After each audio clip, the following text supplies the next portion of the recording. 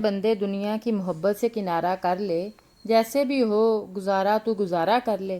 اللہ کے جلووں کی اگر ہے خواہش تو سرکار کے جلووں کا نظارہ کر لے۔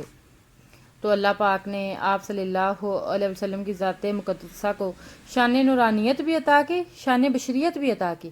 حضور نور بھی ہیں، حضور بشر بھی ہیں، اور شان بشریت عطا کرنے کی حکمت یہ تھی کہ پیارے محبوب تم پیکر بشریت میں میرے بندوں سے کلام کرو تاکہ میرے بندوں کو گفتگو کرنا آ جائے۔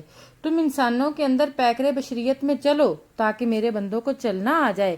تم پیکر بشریت میں بازاروں میں تجارت بھی کرنا تاکہ میرے بندوں کو لین دین کے اتوار آ جائیں۔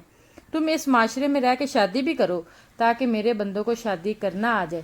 تم معاملات بھی نپٹاؤ تاکہ میرے بندوں کو تجھے دیکھ کر معاملات طے کرنا آ جائے۔ تم عبادت بھی کرو تاکہ تمہیں پیکر بشریت میں سجدہ ریز ہوتا دیکھ کر میرے بندوں کی اجڑی ہوئی جبینیں سجدوں کی لذت سے آشنا ہو جائیں اور انہیں سجدوں کا نور نصیب ہو جائے۔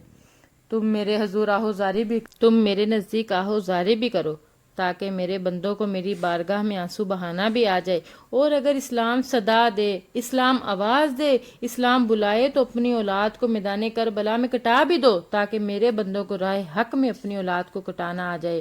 اور اے لوگو تم اس پیکر بشریت پر نظر رکھو، اس لیے کہ اگر تم اسے نہیں دیکھو گے تو زندگی گزارنے کا ڈھنگ کیسے سیکھو گے؟ اسے نہیں دیکھو گے تو سونے جاگنے کا طریقہ کیسے سیکھو گے؟ اسے نہیں دیکھو گے تو جینے کا ڈھنگ کیسے سیکھو گے؟ تمہیں زندگی کے رہنما اصول کیسے آئیں گے؟ تمہیں آداب زندگی کیسے آئیں گے؟ تم فتح یاب کیسے ہوگے؟ تمہیں آداب معاشرت کیسے آئیں گے؟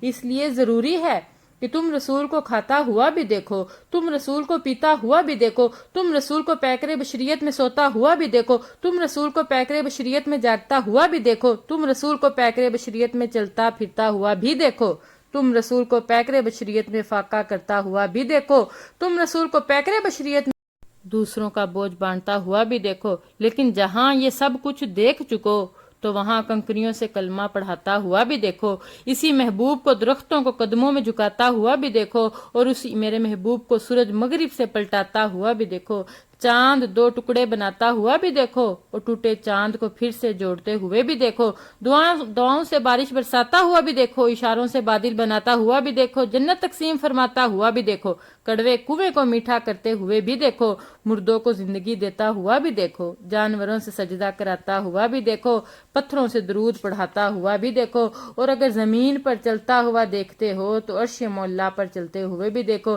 اس لیے کہ جب تم زمین پر چلتا دیکھو گے تو اسے خدا نہیں کہو گے، اور جب عرش پر چلتا دیکھو گے تو اپنے جیسا عام بشر نہیں کہو گے، فرش پر چلتا دیکھو گے تو خدا نہیں کہو گے کیونکہ خدا وجود سے پاک ہے، اور تم عرش مولا پر چلتا ہوا دیکھو گے تو اپنے جیسا انسان نہیں کہو گے، پھر خود